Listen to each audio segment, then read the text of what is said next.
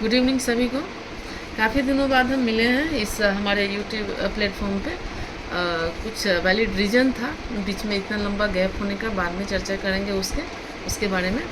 लेकिन आज जो हम आए हैं आपके साथ वो एक बहुत ही वाइटल चीज़ को लेकर के आए हैं। मैं एक एग्जाम्पल से शुरू करूँगी। आप देखते हैं अभी तो समर शुरू होने जा रहा है और बहुत सारे स्टेट्स में 35 या इससे भी ज़्यादा टेम्परेचर दिखने लगा है। बहुत गर्मी, बहुत असहनीय धूप और असहनीय गर्मी, सन का टेम्परेचर इतना हाई हम सब देखते हैं और ये बढ़ते ही जाने वाला है। आपको भी पता है ग्लोबल वार्मिंग तो हर साल ही एक नया रिकॉर्ड बना रहा है। इस बार भी हम लोग वही एक्सपेक्ट करके चल रहे हैं कि शायद पिछले बार से ज़्यादा उबलना पड़े। लेकिन ये बात करने का मुझे एक मकसद है, वो ये है कि सूरज की किरणें पूरे विश्व में बिखरती हैं, गर्मी महसूस होती है। लेकिन अगर हम उसको एक मैग्नीफाइंग ग्लास को लेते हैं और एक कागज़ के टुकड़े के ऊपर सन के किरण के उसमें लेते हैं, मैग्नीफाइंग ग्लास के थ्रू हम उस कागज़ के पास ले जाते हैं, तो क्या होता है आप सभी जानते हैं, हम सभी जानते हैं, उसमें आग जल जाती है। तो ये मेरे कहने का मतलब क्या है कि सनलाइट तो है, ये भी आपको पता है, सनलाइट भी है और कागज़ भी है। लेकिन क्या होता है जब हम उस सनलाइट को, उस एनर्जी को जब हम एक जगह पे कंसंट्रेट करते हैं तो उसमें इतनी हाई पावर, हाई एनर्जी आ जाती है कि वो आग तक उत्पन्न कर देती है। तो क्या है कंसंट्रेशन लेवल? अगर हम अपने मस्तिष्क को उस हाई लेवल में कंसंट्रेट करते हैं तो क्या कुछ करिश्मा नहीं हो सकता? आज मैं बात कर रही हूँ हमारे बच्चों का। हमारे बच्चे ही तो हमारे भविष्य है ना, हमारे जो भावी पीढ़ी है, तो उनके बारे में हम बात करने जा रहे हैं। उनका कंसंट्रेशन लेवल क्या है? विश्व का जो एक रिसर्च है उसमें देखा गया है कि 2.5 मिनट का भी ढंग का कंसंट्रेशन लेवल आज के जनरेशन का नहीं है। पहले के ज़माने में क्या होता था, कितना भी अर्जेंट हो घर में, चाहे सुख का हो या दुख का खबर हो, जो भी हो, एक चिट्ठी लिखी जाती थी। टेलीग्राम तो बाद में बहुत जगह पर एक चिट्ठी लिखी जाती थी, चिट्ठी पहुंचता था 7 दिन 10 दिन 15 दिन में चिट्ठी पहुंचती थी।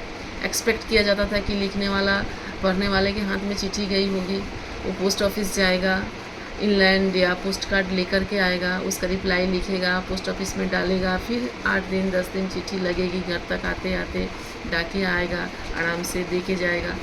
तो लोगों का 15 दिन 20 दिन 25 दिन तक प्रतीक्षा करते थे, चाहे जितना भी अर्जेंट हो, प्रतीक्षा करते थे कि हमने ये खबर दिया, उसका इस तरह से रिप्लाई मुझे एक्सपेक्ट मैं कर रही हूँ।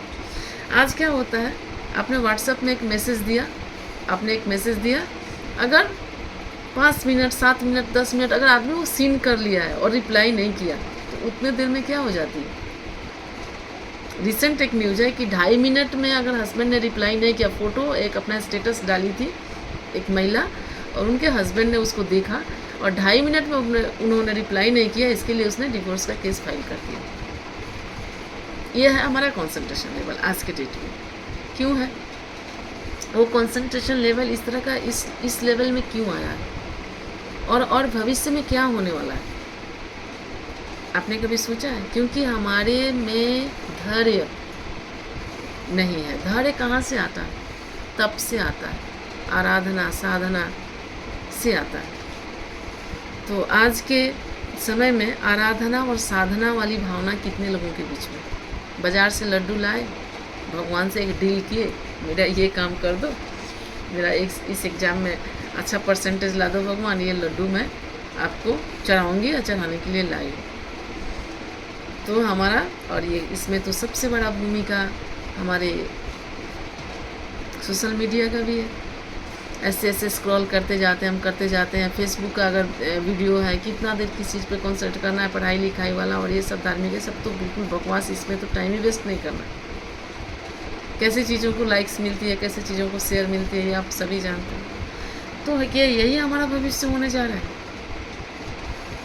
इस कंसंट्रेशन लेवल से हम एक्सपेक्ट करते हैं कि हमारे बच्चे बहुत ज़्यादा अध्यात्म, और क्या है, हमने क्या जमा किया है इन सब चीज़ों से? बीमारियाँ, साइंस फेल है, मेडिकल साइंस बोलिए या रिसर्च जो भी बोलिए, कुछ नहीं है। हाई प्रेशर हुआ, हाई प्रेशर की दवा दिया, डायबिटीज़ हुआ, डायबिटीज़ का दवा दिया, कोलेस्ट्रॉल हुआ, कोलेस्ट्रॉल का दवा दिया, और दवा ही लीड करते जाता है आपको कब्र के तरफ, एक एक कदम आगे बढ़ाते जाता है। कहाँ साइंस है? साइंस तो फेल है क्या कोई नेचुरोपैथी जो इसको ठीक करे? क्या हम इसको मेडिटेशन से ठीक कर सकते हैं? क्या हम अपने डाइट से ठीक कर सकते हैं? क्या हम अपने आहार विहार विचार से ठीक कर सकते हैं? साधना आराधना से ठीक कर सकते हैं? बिल्कुल कर सकते हैं। हम अपने लाइफ स्टाइल को बिल्कुल सही कर सकते हैं। अपने कंसंट्रेशन लेवल को डेफिनेटली बढ़ा सकते हैं। अपने सेल्फ इवैल्यूएशन और सेल्फ जजमेंट हम डेफिनेटली कर सकते हैं। इसके लिए क्या करना होगा? हमको खुद को थोड़ी समय देनी होगी, अपने आप को इवैल्यूएट करना होगा और व्हाट आई एम डूइंग, कहाँ तक सही है कहाँ तक गलत है, इसका बिल्कुल ऑनेस्ट जजमेंट करना होगा। हर व्यक्ति के अंदर एक जो बैठा हुआ है ना परमात्मा, उसको ढूंढनी होगी और अपने दिनचर्या को एक बहुत बहुत बड़े चेंजेस के रूप में लाना होगा। तो इन सब चीज़ों के बारे में मैं 1 बाय 1 चर्चा करने जा रहा हूँ। एक इंट्रोडक्शन है और कैसे इसको शुरू करेंगे, कहाँ से शुरू करेंगे, आप हमारे साथ बने रहिए। हर एक दिन मैं कुछ एक नए टॉपिक्स के साथ आपके साथ आऊँगी और मैं ये रिक्वेस्ट रखूँगी आप उसको 1 सप्ताह 10 दिन आप उसको अपने लाइफ में लाने की, अपने जीवन शैली में उसको इंक्लूड करने की कोशिश कीजिए। और अगर आपको थोड़ी भी 1% भी अगर उसमें फ़ायदे हो रहे हैं तो आप समझ लीजिए कि आप सही पथ पे चलना शुरू कर दिए। आप ये कोई प्रवचन मत मानिए, ये बस एक सोशल रिफॉर्मेशन, एक आज के जो नई पीढ़ी की जो समस्या जन्म ले रही है और समस्या का जो बट वृक्ष जब बनेगा तो हम भी उससे बच नहीं सकेंगे। जब तूफान आती है ना तो सबको हिला के जाती है, चाहे वो कोई भी हो। तो हम भी इसी समाज में रहते हैं, हम भी इसी परिवार में रहते हैं, हम सब एक ही जैसे हैं, एक ही हैं। तो हम लोगों को ये समय है थोड़ा अपने आप को इवेलुएट करने का और थोड़े अपने लाइफ स्टाइल में, अपने जीवनचर्या में थोड़ा सा चेंजेस लाने की ज़रूरत है, जो मैंने महसूस किया। और मैं आप लोगों के साथ उन्हीं चीज़ों को 1 बाय 1 एक टॉपिक में रोज़ दिन लेकर के आऊँगी। और मैं ये आपसे रिक्वेस्ट करती हूँ, आग्रह करती हूँ कि प्लीज़ आप मेरे साथ फिर से जुड़िए।